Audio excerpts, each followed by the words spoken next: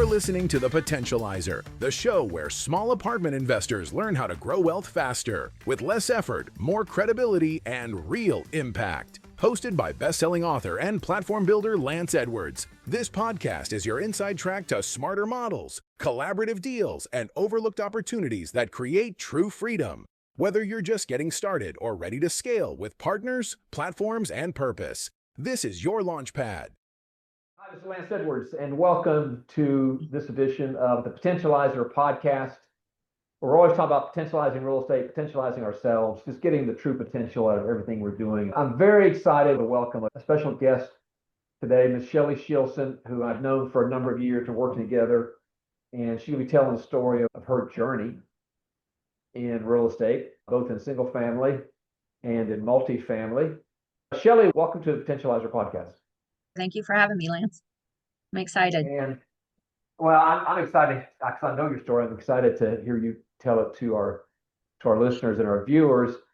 And let me give a quick background on Shelly. She and her husband Tom. We talk about Tom. It's part of the important part of the journey here as well. We're talking about started the single family route, and then they moved into small apartments with a 13-unit property that presented a number of challenges. I'm sure we're going to be talking about that they have talked about potentializing. They potentialized this asset and transformed it. So I don't want to give away too much of the story there.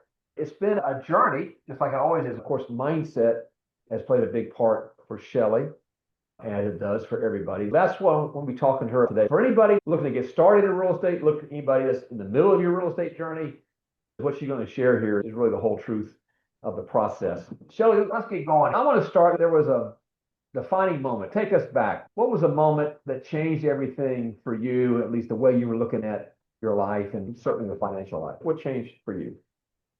I was working a job and I had that antsy feeling, like something for me, something for us, Tom and I.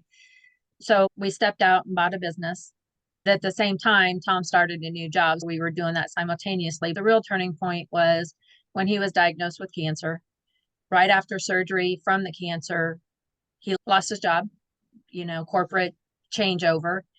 And that moment when you think you're set, he's been with the company for 10, 11 years, making him lots of money, saving him lots of money. And all of a sudden it's just, okay, we're reorganizing. Granted, we got a decent severance pay, so that kind of played into the complacency syndrome a little bit. But that kind of changed my mindset that it needs to be about working for us and not spending so much time and effort working for someone else.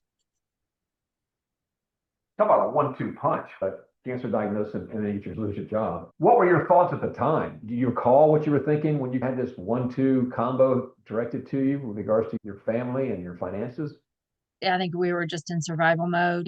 We were in Tennessee at that time, 7 hours from family, just trying to decide what we were going to do. We were in the Nashville area, expensive living. We made the decision to pack up, sell, and move closer to family.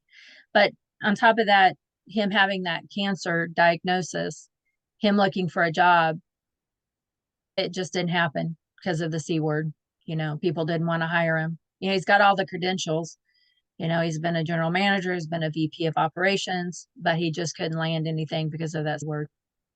Okay, so we got a triple combo hit at you. Now you got doors shut in your face, things you can't control. What were the options you were considering at that time? What were you guys thinking your plan was going to be?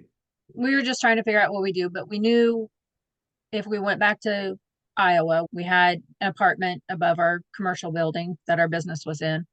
So it was a place to land. We packed up, sold, and headed back to Iowa, and that's where we landed for a while. He started doing some consulting. So he started a business with consulting, and in the process, our business that we had, we were looking, our son was looking to buy it. So we were exiting that one at the same time.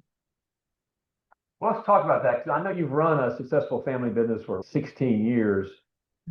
Was that already ongoing in the midst of this 1-2 punch you're getting, or was that a result of that? When we moved to Tennessee, when Tom took the VP of operations job, we kind of stepped back and let our son run the place. I was still working on the back end, managing the books and helping him through things, but I wasn't in the day-to-day stuff. It evolved into him wanting to create his own legacy for his family and stuff. So it was just, and he did felt it was right to step out, give him the reins and sell it to him. So what lessons from the family business did you learn that would translate into what would become your apartments business? Oh, just dealing with people, whether it would be your customers or your employees.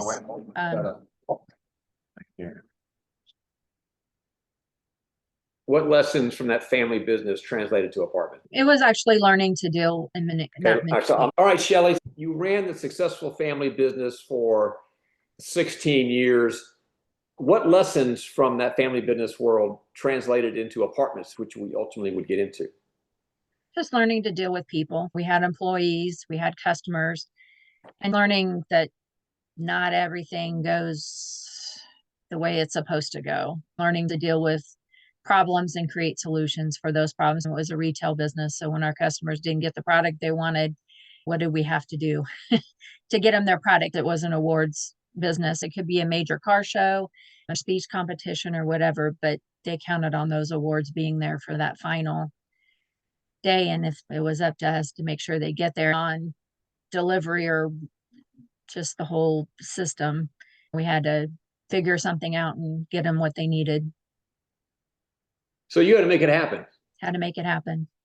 And you took it, I can imagine if you're hosting an event, and you're handing out these awards, and you're at an empty table at the event ceremony with nothing to hand out. That's going to be kind of an awkward moment for that customer, correct? That's not good.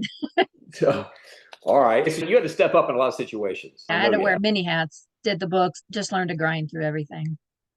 Did you find that translated over into real estate and small apartments? I did, because you're still kind of dealing with people and delivering the product, right? Making sure that the unit's ready to go and everything's working the way it's supposed to be working, or take care of it when it's not working. All right, that's opened some doors here for me. I know mindset's a big part of your journey. You say mindset drives everything. Mindset's been part of your real estate journey. So explain how mindset has shown up in your personal real estate journey. It's become a hindrance sometimes. It's that mindset of, that's one of my biggest caveats. I'm just a bookkeeper. It's that mentality, getting over that and owning where I need to be, that I belong here. Just reminding myself on a daily basis that I'm capable of this. Coaching for over 15 years. It's so many people think, well, I'm just a this, I'm just a that. It took a lifetime to become that, and we devalue ourselves. Here's an example in your family business. It would have been easy to say, well, it's UPS's fault. Sorry, I couldn't get your ribbons or trophies to you on time. No, you showed up, you took ownership, and you made it happen. That's definitely a mindset I've seen you do over and over. So a follow-up question to that, still in the context of real estate, what role does faith play in how you do your business today? It actually is a big part. Just know that I am working for something bigger than me. And that's my ultimate goal. And so you mentioned the self-doubt that so many people have. What tools or methods have helped you shake that off and get back to business and be confident in doing it? I have a saying that I repeat to myself, it's kind of look in that mirror, give myself a high five, say, you got this, you own it. Just knowing I own it, keep reminding myself that I belong here, and talking through the chatter, trying to get rid of the chatter and talk through it. I can find multiple distractions to keep me from picking up that phone call and talking to that broker. For whatever reason, we always have that fear of brokers. We got them put up here on this high pedestal, and they're really just people trying to make a living like the rest of us. Let's jump into the 13-unit property that you and Tom own. When you acquired it, what was the situation? What was the condition of this 13-unit property? This 13-unit it was bad. The way it was cobbled together, the rents were super low. So you can imagine what kind of tenants we had, the branding of it. It come from an old motel for years and years ago, known in the city as the by hour. So it's been a struggle getting past what people think about it, but we've gotten more compliments from the cops, from the city. You guys have done great. It looks great. So that's always nice to know. So you had this no-tell motel building Yeah. that was a mess. Going forward, what is it now? If I walk with property with you right now, what do I see today? You see a lot, just a 13 unit that majority of all the apartments have been rehabbed. We're finishing up one now. We put hot water heaters in all the units. It's just a better place to live for our residents. A couple are saying, we're not leaving. This is where we're going to land and lay. It's been a journey. Somebody once told me to pull the Band-Aid off and do it all at once, and I didn't listen to them. Let's talk about that journey. How big a role was mindset in that journey? Because I think you were in the midst of this transformation. That was pretty much your baby, wasn't it? It was, and in our conversations before, it came out that I'm a people pleaser. Being a people pleaser is not always a good thing because it can cost you a lot of money. You don't want to upset the apple cart. And that's kind of where I was at. I didn't want to evict some tenants because they were paying, but they weren't great tenants. Or we had contractors that weren't, but I didn't want to, oh my gosh, what's going to happen if they leave? Where am I going to find somebody else? And it was the same in our business. We had employees that had a specific skill, but they were kind of cancer to the environment, but you're scared to get rid of them. How am I going to find somebody to fill that? It's kind of the same with the apartment buildings. If I evict this person, how am I going to find someone? We got a property manager and she does an excellent job and dealt with all the riffraff. I got to give credit to her for dealing with all that. All right. Where were the rents when you took it over? And where are the rents today? The rents when we took it over were about $300 a month, and we've doubled them. Except for one unit. We've got one that still isn't rehabbed and we've left him alone. But outside of that, everything's been rehabbed and all the rents have went up almost double. So what's your plans for this unit? We're going to finish up this last renovation. We've got a few units vacant right now because of evictions. Try to get it more filled and then run it that way. I think sell it so we can scale up. Okay. So that's a great segue. So what type of deals you're looking to sell this one so you can move up larger, and what type of deals are you pursuing right now? And why small apartments specifically? Because at one point you guys were, I know you have single family rentals. Why small apartments? There's two questions there. What type of deals you're pursuing now and why small apartments? I'm looking for that 24 to 36 range right now. It's just kind of that stepping stone, the next step up. I would like to have more, of course. We all get in this and we think, oh, I want 100 doors. Let's take it one bite at a time. So 24 to 36 to me is a good range, the next step to get into. As far as small apartments versus single family is okay. And we've had great tenants in our single family, but we're sitting down now where we got one of our tenants that's moving out. So they move out. We don't have any income in that until we get it filled. By the time you get it cleaned up, fixed up, you're probably 60 days at best down the road to get somebody in it. All right. So basically, you're going to double the building size, at least double, if not triple, the building size on the next. And going back to the journey, it's a people business, and you got to work with brokers, and you got to work with lenders, and you got to work with sometimes the owners directly. How did you learn to navigate this process? And on top of that, what's been easier or harder than you expected in hindsight when you look at the journey? I think it's just being thrown into it because the more I sit back and try to think about it, the more my mind talks me out of it. In the business, you didn't have a choice. You had to deal with it. You couldn't just sweep it underneath the rug and move on. It's just forcing because I don't know if I'm quite an introvert. I'm getting better, but I'm quiet most of the time. And so it's been a challenge for me to be that people person, to put myself in that situation. I like being comfortable. So it's pushing myself out of being comfortable. And complacent, I say I have complacent syndrome, big time.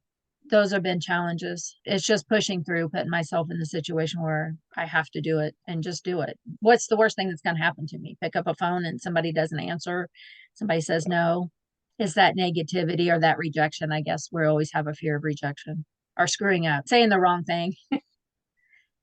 Yeah, most people are too comfortable. That's why they can't get changed. Now, this scary time that you and Tom had together, the 1-2 combo, I would dare say if that hadn't happened, a lot of things you're doing right now wouldn't have occurred, right? Probably not. Probably not, no. So not that I want anybody to go through this to make a change, but we get comfortable. And it's the fear of losing that comfort that holds us back from if we do try something different. So I would add to that, for you. I was thinking as you were speaking, Shelly, you're going to start a swim school, the Shelly Schilson Swim School, which is this: throw in the deep end, and there you go. Yep. Learn, because it sounds like that's what you've been doing for yourself: is throw yourself in the deep end, or just throw yourself into the project to get past the comfort zone. Is that a true statement? Yep, that is a true statement. It becomes a survival mechanism for me. I have to do it, so let's just do it. No, I think it's a very powerful one. All right, so I want to shift on a little bit your part of your journey. I know one of the things that's important to you, I heard you say this, is build wealth, build people, build community. So share with everyone, what does that mean to you in real estate terms? Please expound upon that. Oh, I just want to give back. So if it's buying something and providing a decent home for someone, workforce, community, safety, and in turns, I think once you can give back, then it comes back in return. That's creating that legacy for our family, to give them opportunities or give other people opportunities and make choices where they can grow. It's being able to provide a service and safety and growth for other people. I want to be able to have the opportunity for our legacy, whether it's our family or other people. So Experience. Does the 13 unit fit into that vision that you have, that role of build wealth, build people, build community? Yeah, because that's what we did. And when you got cops showing up every night and constant traffic, it's better now. The cops aren't out there like they were. For everybody listening, if you had to do it all over again, would you have started on this one, or would you have done something different? A challenging project like this. The price was so good on this. It was $6,000 a door. It was crazy not to at that point. So probably yes, but I would do it all different. I would have ripped the Band-Aid off and got rid of everyone, did all the rehab, and then rebranded it at that point. Instead of trying to rebrand it, try to get rid of bad people, bring in new people, which is very hard to do. It's hard to bring in good people when you still have bad people. Yeah. It's for everybody listening. What she's referring to, we had this conversation a while back. My recommendation has been just empty the place. Start from scratch, rip the Band-Aid off. But there's this mindset thing, I can't give up that cash flow. That's exactly what happened on the journey. All right, let's look forward now. Go ahead 3 years from now, and you're looking backwards over those 3 years. What would need to have happened over the 3 years for you to feel successful? Where would you want to be 3 years from today? I definitely like to have in excess of 100 units, but I like to workflows where you can just duplicate it. I kind of learned that from you, creating your team within the team and helping others along their journey too. Especially being a woman and doing this, I think sometimes it gets a little more difficult because the brokers, I don't know if they always take you quite as serious. A lot of people are very successful. I just want to be able to help others realize that it can be done even when you're that quiet person that don't like to people pleaser. You can move past it. No, I've seen you work with our clients, for example, at a buying tour, helping them get the offers out, built in your DNA, right? How to take someone next level. So I've seen that with you. I'm not surprised to hear you say that as part of your mission, because I see that in you all the time. Well, speaking of which, here's an opportunity to help some people that are listening here. In addition to what you've already shared, Shelly, what's one mindset shift that you wish every person new to real estate could make? Don't let the chat get in the way of your own self. Just push through no matter what. I know it's not easy.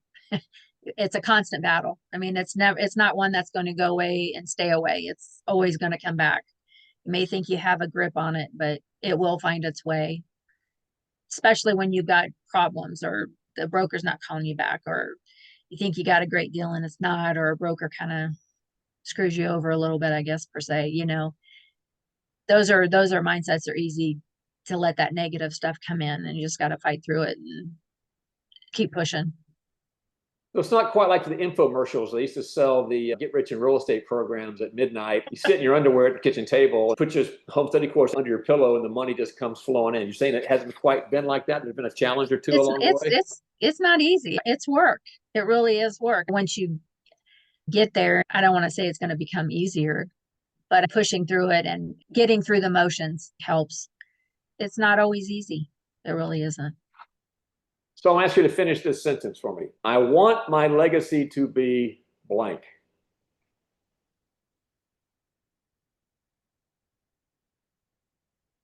I want my legacy to be that I was a person with integrity. I was fair. I made it happen. And now I can allow others to follow in that path and create their own success. Excellent. I've seen all that in you. Integrity, make it happen, fair, and help people behind me. Make it simpler for them. That's excellent. Not always about me. It's about bringing others along. Yeah, that's good. I see that in you. That's excellent. All right. So let's say go back to this time frame, 3 years from, well, let's say you're talking to someone who's where you were 3 years ago. What would you say to them? Someone listening right now, they're not as far along, they're behind you. What kind of guidance could you give them to help them avert some pitfalls or get to where they want to get faster? Just be confident in yourself. When you're talking to a broker or to an owner, don't have the fear of perfectionism or what happens if I screw up, because we're all going to screw up, but and most of the time people don't even realize it, that you've said something that you shouldn't have said or said something out of line. So just keep in mind that just keep pushing forward. Don't let the negative mindset get in the way of where you want to be. Create those goals and visions, and the plan helps keep the distractions from getting in the way. 100%. Because they will, otherwise you'll be down a rabbit hole. If you don't have something to anchor you, what am I doing this for? What are we trying to get? I think that's what you're saying, correct? That is what I'm saying. So as we come towards the end of the podcast, first of all, thank you. Great. Thank you. And Thank you. Is there one thing that comes to mind, or is there a question that I didn't ask that I should have asked? Anything you want to share, or insights into the journey? The whole truth of it, the whole truth of the matter. I don't know. It'll be worth it. I'm looking forward to keep pushing forward. But again, it's just a journey, and that's what it is. It's just a journey. Tom's whole trajectory took us on a different turn. We were going to do some traveling, and that's kind of changed. Now we're back around family, and that's rewarding in itself too. All right. Very good. Shelly Schilson, thank you so much for sharing your journey. Thank you for inviting me. Yeah, and for sharing it. That's huge. We discount ourselves. All of us have our own journey, and just sharing that for some other people who think they're the only ones in this journey, this is a huge help. So I want to thank you for that, and I look forward to continuing working with you on your journey to the next level. This was Miss Shelly Schilson sharing her story, her journey, and about how mindset drives everything, certainly in her real estate journey. And so I'm going to welcome you for joining us today. Thank you for being one of our viewers and listeners. And until next time, go out and potentialize your life. And I'll see you next time on the Potentializer podcast. Thank you so much. Bye-bye. Thanks for tuning in to the Potentializer, where we unlock the true potential in people, properties, and partnerships through small apartment real estate. If today's episode helped you see a smarter path to wealth, authority, or impact, be sure to subscribe, leave a review, and share the show with someone ready to grow. To plug into the platform, join the mastermind, or discover how to potentialize what you already have, visit wealthmastermindnetwork.com.